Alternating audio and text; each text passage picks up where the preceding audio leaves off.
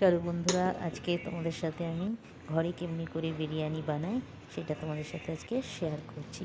চলো দেখে নাও তোমরা। আর বিরিয়ানির যে মশলাটা সেটা আমি ঘরেই বানাই, ঘরে বানিয়েই ওটা আমি বিরিয়ানিতে ইউজ করি।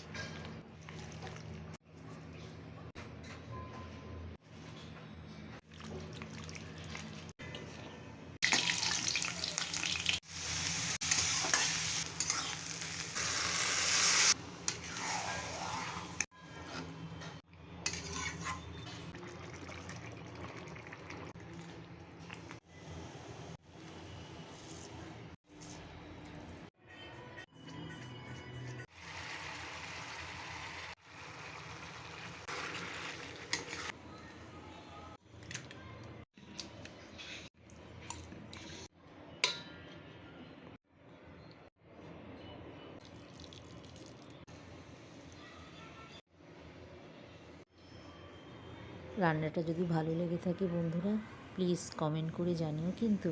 টাটা।